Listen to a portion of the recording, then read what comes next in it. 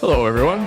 Welcome back to the Manage to Win podcast. Today, we're talking about write-ups and performance improvement processes. So, yeah, go ahead. Say that fast 3 times. Write-ups and performance improvement process. I can't do it. So, you think this is really important, Dad? It's one of the biggest mistakes that leaders make is not having some sort of performance improvement process. Do I have that correct? Yeah, that's right. I mean, basically, what I'm saying is you've heard the saying that hire slow, fire fast. I'm not recommending that you fire fast, but where most leaders struggle, and literally, I think most leaders struggle in this on a regular basis, weekly or monthly, is in enforcing the boundaries in a respectful, empathetic, yet firm way. So, we talk about good cop, bad cop leadership. You're a good cop. You're super nice, but hey, this is a boundary. You can't cross this. And what happens, I mean, I've got a client, great client, but super nice guy. And, he had a woman on his staff, and this happens with men too. I'm not slamming women. I had a woman on his team, wasn't meeting the performance metrics, and also was abrasive with other people in the office. And so, it was week after week, month after month, that although he tried to deal with the situation, nothing was changing. There was no write-up, and there was no letting her go. And so what you've got is a huge hit on your organization when you allow someone to not be doing their job, particularly if it's negatively affecting others, which it basically always is, because when you're in a team, one person's not carrying their load, it affects other people negatively. How long do you think it took since the first moment that the client noticed a problem with this person until they actually did something? 6 months. Wow. Yeah. So it became apparent, pretty soon after she was hired, like first month. Oh. Now, Zappos actually offers employees, if I recall correctly, $1,500 to quit in the first 90 days. So if you can make it through their hiring process, and then for whatever reason you don't want to stay, if you quit, they'll give you $1,500 just to leave, because they'd rather have you out of there than bringing other people down. Do you think this woman wanted to leave? No. Okay. So she might not have taken that deal if they had. Yeah. And I'm not recommending that program. We don't have that as a recommendation at this time. I'm not against it, but I don't necessarily recommend that. I'm more interested in you being careful on how you hire people so you don't run into this situation. But if you do, I mean, you've got to act upon it. And I think the thing is you've got to be, I recommend you've got to be nice, but you've got to be firm. I mean, I have another client, wonderful client. I love this guy. And he had a travel policy that had certain criteria where you would find the cheapest fare and you would stay at the cheapest hotel and, this type of thing. And he had a guy on his team who would stay at one brand of hotel because he wanted to build up his points and fly one airline because he wanted to build up his points. And so this client talked to me about it, and he said, I yelled at him and, blah, blah, blah, and but then he does it again. And I said, well, basically you're teaching him that you have no travel policy. Because was the flights and the hotels, were they too expensive or outside of the normal travel policy of the client? Yes, they were more expensive than the way the policy was written. Gotcha. And so as a leader, he felt he was dealing with it because he was yelling at him. But the guy just learned how to deal with the yelling and then go do whatever he wants. And the policy was not enforced. He just had to deal with being yelled at. That sounds like the Far Side cartoon with the dog, and the owner's yelling at the dog, and all the dog hears is his name. And then like, blah, blah, blah, blah, Max, blah, blah, blah, blah. Yeah. Yeah, it's somewhat similar, and it's equally as effective or ineffective. Yeah. Okay. Yeah. I mean, but you think about this other person who's in that role for 6 months. I don't know what what she was making. Let's say she was making $60,000 a year. Let's say it was $50,000 a year, $4,000 a month plus benefits, whatever. It's probably $5,000 a month. So right there in 6 months, you've lost $30,000. Plus that's just, and that's the thing people focus on. Well, for the cost, at least she's doing something. I'll let her keep doing things. But in reality, the cost is much more significant because the major cost is the negativity with other employees, is the lost opportunities when this person is not doing their role. I mean, and that varies based on the role. But the costs are significant. They're usually at least 2 to 3 times whatever the salary is when you aggregate it all together. So it's much better to have a performance improvement process in place, and you just immediately go, you go into that process. Yeah, not to mention the opportunity costs from having, someone who is actually fully engaged in doing the right things. Yeah. Missing out on a lot of opportunities, like you said. Yeah, and you think about that because then that affects other people. I mean, we had another client before we worked with them, then we started to work with them, and he had a guy in a sales role for over a year, and the guy had never met quota. So I mean, that's a cost on salary, but you look at lost opportunity in a sales role in particular, that affects everybody else because when that person closes sales, it gives work for other people and helps the organization grow. So it's a huge thing. You need boundaries and you need systematic power, like 3 strands leadership, our first strand, systematic power. You need systematic power so you're engaged with the employee and following up weekly, but also when those things happen outside of the meeting, you're responding to those. In that situation with the employee who hadn't met quota, could that be due to an unrealistic quota? Not in that case. The quota was reasonable. Oh, okay. Yes, it could be. It's a good question. It could be. And usually what you'll find is the people that are fully vested in outsourced sales management or, professionals at sales management, they typically admit it takes 3 to 6 months for a salesperson to ramp up. But during that 3 to 6 months, you see that they're ramping up. You see that the progress is happening. You see that their skills are developing, their pipeline's building. When those things aren't happening, you have to take action. Yeah. And pay them $1,500 to leave. Yeah, it'd be a lot cheaper. Because usually now, if you have a good salesperson, at a minimum, you're going to pay them $60,000 in salary. Right. And a senior person, you're going to pay 6 figures in salary. You're going to pay $90,000, $120,000, maybe even $150,000 to have them on board, depending on where you are in the country. But the senior people, and they're worth it. But you're missing the opportunities, and particularly in sales, it hurts because when you're missing those opportunities then go to a competitor. Right. They don't just go away and wait until you come back and you're ready. Somebody needs to buy something. Somebody needs some services. They'll go get it from somebody else. And this happens not just in sales positions, right? I mean, this is. I brought up a marketing. The other person was doing, I think, marketing, product support work. It can happen in any role. I mean, even you figure a receptionist is the first person people talk to. If he or she is not a happy person, is not doing a good job, it negatively affects a lot of people. You think of somebody on the accounting team, you think of somebody in manufacturing, or even somebody in shipping and receiving. Tim Hebert is a guy who had Atrion networking or something like that. It was up in Rhode Island. And he was very successful, grew the company, sold out a few years ago, did fantastic. But he told the story where he had 3 employees that didn't have what he called the Atrion spark. And they didn't have it. They didn't have the zeal, the passion that he wanted on his team. So he met with the VP. One of them was accounts receivable.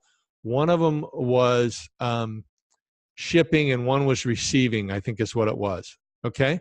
So you think about those roles, you think, it's not really a big impact, okay? And not a big expense necessarily. But he talked to them, and because he put the boundary up. Now, he didn't threaten he was going to get rid of them, but he was looking at the next year, and his company did a lot of product sales in addition to engineering. They were a big Cisco partner. And he met with them, and he said, we're looking at what's going on with you guys, and we're just not sensing that spark. And I want you guys to understand what happens if you don't do your job. So with the accounts receivable person, what happens if you don't do your job? So I think it was accounts receivable, accounts payable, and then shipping, receiving. So accounts receivable, if you don't do your job, what happens?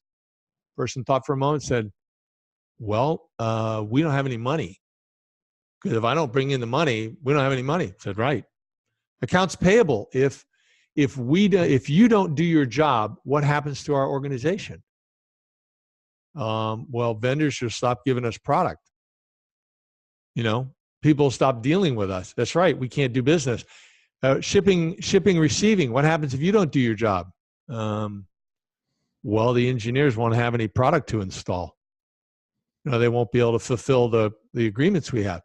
And what he convinced them of, he said, so you have to understand, each one of you is really like the heart of the company.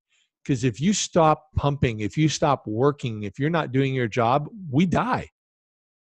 We stop. And he gave them each a heart-shaped paperweight to kind of emphasize it and kind of rally the troops a little bit. And then the VP had come up with an idea, this woman VP had, and she said, here's what I want you to do. She said, I want you to take this little marble sack, and she had marbles. And she said, each time you give me an idea, or you come up and you have an idea and you implement it on how to do your job better, how to make things better, I'll give you a marble. When you get to 10 marbles, I'll take you out to lunch, wherever you want to go. Now think about that. That program doesn't cost a lot of money. Okay? But all three of those people got at least one lunch. I think all three might have gotten 2 lunches. But that's not the big news. All three of them did so much work that they were planning the next year to hire a second person in each one of those roles the following year, because they were not engaged and not really performing that well. And they didn't have to hire anyone, although they doubled in sales. Oh, wow. Okay. So when you have a performance issue, you've got to address it. You've got to find a way to resolve it. Hopefully you can resolve it and the person stays and they become more engaged and things work out. Unfortunately, that's not always the case, because you might have made a mistake in your hiring and then it's not going to work out. If you've got good management practices, good systems and processes in place, you got people of integrity, you got people who share the same passions and working towards the same objectives, usually you can work it out. But you've got to hire, as Jim Collins says, you got to get the right person on the bus first to make it work. And then, well, if that person is underperforming, let's say they need some help, and you want to implement a performance improvement program. What does that look like? So far, I've heard about marbles. I mean, yeah. Hey, everybody buy marbles. That's all you need. If you lost your marbles, get your marbles. We're in good shape. We're there. Yeah. That sounds like something from elementary school. Like if the class is quiet every day, we get a marble, and then at the end of the school year, we get a pizza party or something like that. Well, I mean, a lot of leaders feel they have adult daycare. So, I mean, it makes sense. It was back in nursery school. It's okay. So it reminds me of a video I saw at Jordan Peterson talking about how to, in a relationship, you want to train your spouse basically to by using positive reinforcement. So it sounds like whenever they do something good, you want to be very ecstatic and like, yeah, that's what I want. At first, you want to be clear on what you want, but then you want to, provide them with positive reinforcement. So it sounds like a marble. The marbles is part of that at the very least. Yeah, the marbles are that. Or remember, we talked about Becca with the minions. Yeah. Becca's got the minions, and it's like they're having fun. So that's good. You got to have fun. So the performance improvement process that most people lack, and we do have this guide available. Basically, the way it works is you have to have clear targets, goals that people are working towards. You have to have clear processes, procedures in your organization. You have to exchange, clear expectations for people's behaviors. So there's no assumptions. You shouldn't be getting upset with someone because you assumed they knew how to behave, but they didn't know how to behave. That's not fair. Okay? You've got to work that out. When those systems are in place, then what you have to do is you have to be the good cop. And so when something goes wrong, meet with the person, ask questions on what happened. I mean, mistakes happen, but you want to be respectful. You want to be empathetic, but be an active listener. Say, okay, I noticed this thing happened. It seems like it's contrary to our standards, our policy, whatever. Can you talk to me? What happened here? Why did this go down this way? And have a conversation. And then it's just verbal. That's the first stage. You just have a verbal. Okay, well, let's come to agreement on how we're going to do this in the future. Does that make sense? Yeah. Yeah. Is there any sort of strategy for that first verbal conversation? Well, I think the strategy is don't jump to conclusions. So you've got a piece of information that tells you something went wrong, and that might be 100% correct that something went wrong, but you still want to approach it like a good cop, like a nice person, and say, this is what I noticed. This isn't up to our standards. Can you tell me why is this happening? Ask questions. Not stupid questions, but ask questions. So the first step is like say, oh, my wife had a heart attack. I had to go to the hospital. So I wasn't able to enter my time yesterday. Oh, well, no wonder you weren't able to enter your time. Right. Okay. Versus, hey, you're fired. You didn't enter your time yesterday. Well, my wife died yesterday. That's awful. It's not going to be good. Okay. Jeez, Dad. It's not good. So the first step is like a fact-finding mission. You want to find out more information about the issue and what's going on, and try not to rush to judgment. Yeah. And you may have to look up some other things afterwards. And when you have the conversation, you try to use the pronoun we.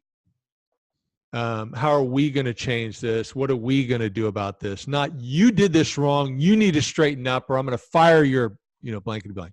Okay? Yeah. That's not where we're going to go. Okay. You're not pointing the finger. You're not doing you.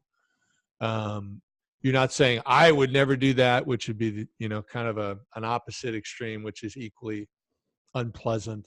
It's, hey, what do we do about this? How do we do this? But the boundary's firm. Can't cross this. And remember, in the good cop, bad cop leadership, the bad cop is our company policy. I can't violate the policy. The client expectations. Oh, we can't do this to the clients. Maybe they're hurting their team members. This is hurting the team. We can't allow that. So what can we do about this so this can be corrected? So basically, you're approaching it nicely. You're investigating. You're asking questions, and you're ending the conversation with next steps. So there's an agreement on what we're going to do coming out of the conversation. Okay. My recommendation is just to confirm that things were understood is maybe not all the time, but a fair amount of the time you can say, okay, well, I'm glad we agree. Next steps. Would you please just email me, confirmation, briefly what we talked about and what the next steps are, just so I can see from you that we're on the same page. That's all. I don't need a long email. It can be 3 sentences. That's all. But let's just drop me an email, just confirm, but I really appreciate this. Let me know how I can help you. And I'm not really looking, yes, that may be a paper trail legally, but that's not my objective. My objective is that too often leaders will say things to employees and they nod their head, and then the leader goes this way, the employee goes this way, with 2 different understandings of what just came down. So when you ask the other person, the person who reports to you, to just drop me an email to confirm, you get some clarification that yes, they understood, we're on the same page or not. Is this a conversation you should document as well? It depends on the severity of the situation. Basically, you're going to go through 1 or 2 verbal conversations about a subject that happens in a relatively short amount of time. So for instance, some of the things that a lot of our clients deal with is, technical people, billable resources, documenting their hours and documenting their work. And if that's happening twice in a week, twice in a few weeks, or even twice in a month, you may have 2 conversations on that. Or at the second conversation or the third one, you're actually going to do a write-up. So that's the second stage of the performance improvement process, is you're going to do a write-up. I really, I'm sure there's some things neurologically where people have studied and they've written some things, but I can't state it verbatim from memory right now. But it changes the dynamic of the conversation when you say, okay, well, we've talked about this before, particularly if we talked about it twice. Because when you're having those conversations, you're also saying, if this continues happening, we're going to have to do a write-up. And if that doesn't solve it, we'll have to go to a performance improvement plan. I don't want it to go that way. So how can we work this out? That's part of the verbal. Then you're going to bring in the write-up. And when it's written up, you walk through it and they have to sign it. That catches their attention. Okay. Because the write-up says, you don't stop doing this, you're going to be fired. Gotcha. Or the terminology is typically, consequences for this lead up to and can include termination. Yeah. Yeah. New opportunities. Yes, new opportunities. That's right. Those vast new horizons. So, and by the way, when you have that meeting to write them up, you have some options. You can bring something that is a draft of what you're going to do as a write-up. That's what I think is the best way. So you kind of play your cards. You're candid. You're not hiding anything. There's no manipulation. You can tell them that you're going to have to write it up and then present them a draft after the meeting. But either way, you're typically not bringing the actual write-up to the meeting and asking them to sign right there, because you're going to bring the write-up and say, you want to comment? Do you think I should edit anything? You don't have to do, what they say. But by getting them involved, you're keeping that we're on the same page. We're on the same team. We're working together. I'm here to support you. That's really what you want to do. Supportive language. Yeah. I mean, because you have to look at what happens. I mean, one thing you're focused on is, how do I resolve this situation? But that's not all that's going on. As leaders, we have to look ahead. So if this works out and it's resolved, that's great. What if it doesn't? If it doesn't and I have to let this person go, I want to hopefully keep the relationship and have them leave the organization and not disparage the organization, not put us down if other people bring up our organization. I want them to be able to say about me as a leader, not for my ego, but for the sake of my organization, and quite frankly, for the health of that employee that I'm firing, that, hey, he tried to work with me, but we just couldn't work it out. I want them to feel respected. I want them to feel valued, but I'm sorry, we couldn't get on the same page. That's really rare these days. What usually happens? Well, what usually happens is there are expectations that are unclear. So using that same analogy, I tell you, you have to document your time as you go during the day. At the end of every day, you got to have your time done. And when you don't do it, I nag you, I yell at you, I don't say anything and I just get angry, whatever. And basically I let it go. And so what am I teaching you when I say you're supposed to do it, but I let it go? That it's okay not to document my time. That's right. I mean, once again, adult daycare, you think about it, you got kids. If you let your kid, you say, I want you to keep your room clean, and you let your kid have a room that looks like a tornado went through it, and you don't do anything about it except nag them, but you still let them do it. They learn, I get to have my room that way. I just got to put up with a little bit of nagging. Yeah. And then all of a sudden you say, I'm sorry, I'm going to let you go. You're fired. I've talked to you about keeping up your time and time again. You won't do it. And I can't remember when, but there really was a time in the last, I think it was in the last year, where somebody got fired. And I don't think it was a time thing, but it was something. And at one of our clients, and I supported the firing, but they said, well, wait a minute. I didn't know that was important to you. And they said, well, what are you talking about? I was nagging you the whole time. But, well, yeah, but you let it go. Okay. And as much as part of the fault is the employee for not doing what you had told them to do, as leaders, we got to own part of the fault is us, that we didn't follow a performance improvement process that has integrity. Because if we're saying do this, but we're allowing them to do that, it doesn't have integrity. And so we have to be consistent as a leader, and we have to be a role model. So if we're doing billable time and we're requiring our billable resources to document as they go, we have to do the same thing. We can't say, well, I'm a leader. I've got these meetings and I've got these other things. I don't have time. That's not fair. So when someone wants to implement a performance improvement plan, what is the basic outline of that? What does that look like? Well, the performance improvement plan, so you have the meeting, you have the write-up. You say, hey, this is what your expectations are. You're not meeting this, then we're going to do this. Yeah, typically with a simple write-up, you wouldn't go right into a performance improvement plan, but you can.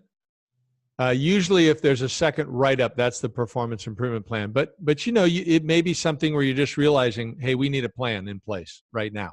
So you do it with the first write-up. It's whatever your culture is. The plan usually goes 90 days. And what do you think the biggest problem with most performance improvement plans is? Nobody ever follows up on it. Exactly. And that nobody is the leader. Right. Okay.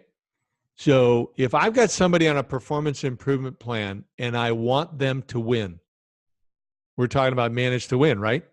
So we want them to win.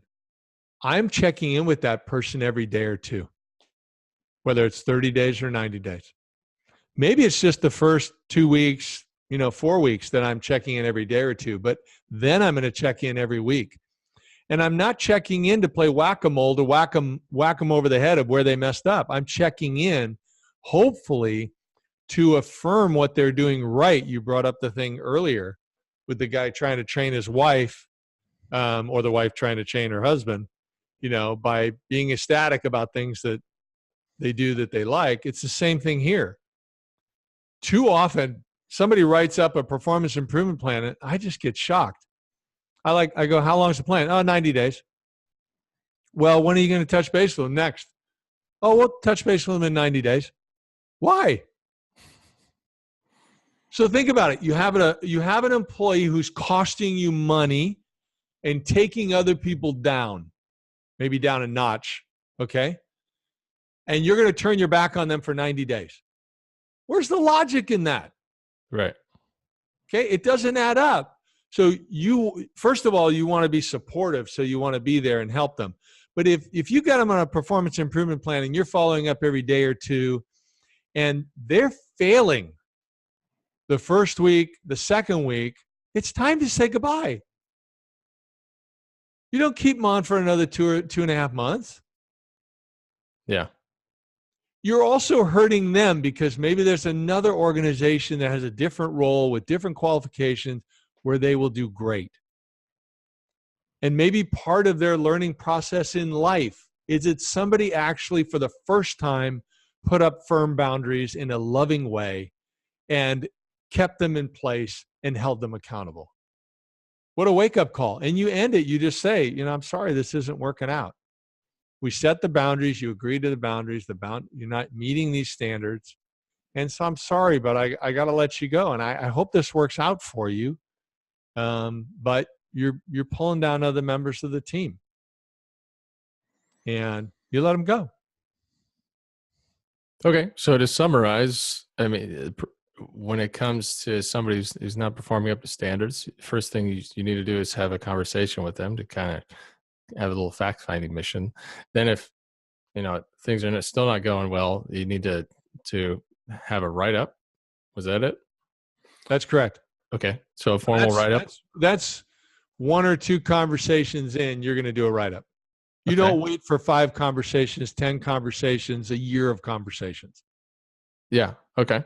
And then you don't necessarily need to implement a performance improvement plan in the write up, but definitely by the second write up, you need to have a performance improvement plan. And then with the improvement plan, there's a number of standards that need to be met in order to achieve or succeed with the improvement plan, change the person's behaviors and habits.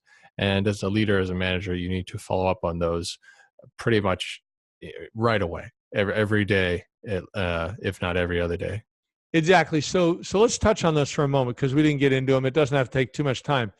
But number one, what I recommend in a performance improvement plan is you exchange expectations if you haven't already. We have employee strategic plans where the employee says, this is what I expect of my boss. These are the behaviors I expect of my boss.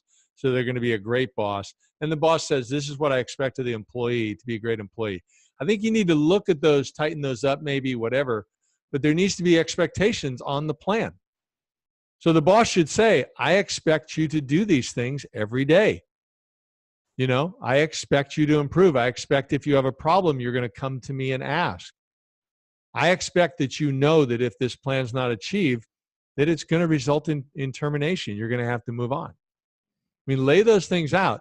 Another thing that needs to be in the plan is soft skills. So probably in the plan, almost all performance improvement plans have changes in people's soft skills. They want them to be nicer. They want them to be on time, whatever it might be. So maybe, like we have Dave's Charm School, maybe you have courses you want the person to take, training on soft skills as part of the performance improvement plan. We have people doing that now with Dave's Charm School. They give them to new employees. They also give them to existing employees, but they give them to employees that are put on a performance improvement plan so they can say, hey, we want you to work on character. Take the character course and let's talk about that. We want you to work on how you interact with clients. So take the course on on-site service calls and take the course on experience bookends as just starters. And that's in the performance improvement plan. There may also be some technical or hard skill training that needs to be part of the plan. And so you may have timing for each of these things for people to do. Put them on a schedule. Don't just lump them all together. There's different ways to do the plan. But yeah, there's some key components there. You want to work on both the hard skills, soft skills, and make certain the expectations are clear on both sides on how the plan is going to be implemented and then followed up on. And if the employee fails to meet those new standards, those new expectations, then it's probably time to let them go. It is. It's unfortunate. The surveys I've seen, it's the number one thing leaders hate to do is fire somebody. But we have to remember it's in their best interest that if they're not working out, that we help them understand that and encourage and have them move on in an encouraging way. We don't have to be mean. We don't have to be angry. But we need to be firm on our boundaries. By the way, there's a side note here. When you enforce boundaries respectfully, empathetically, and firmly, like a good cop, the other employees love it. Consciously or subconsciously, they're like, yeah, I knew that guy was violating that and not getting away. We have to all be held by the same standards. Consciously or subconsciously, it reinforces the culture, and it's one of the most important things you can do to have a strong company culture is to enforce your boundaries in a respectful way and a consistent way. Sounds good. Any other pieces of advice before we wrap it up?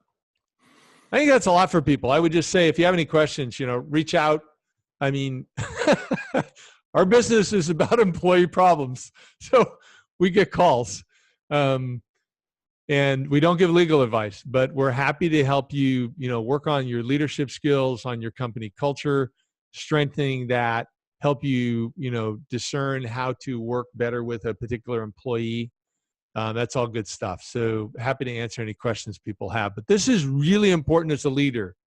You have to be consistent in the way that you hold people accountable. It keeps the team together. It keeps the team operating, very productively. And we have a formal performance improvement process, right? Or maybe we can share those with people. Anybody wants to drop us a line, we can happy to talk to them. Yeah, we have a whole guide written up, so we'd be happy to send that out if they want to email us. Send them a copy of it. It walks them through this whole process in much more detail than we went through today. All right, sounds good. Well, thanks everyone for listening, and thank you, Dad. Okay, thanks, Jeff.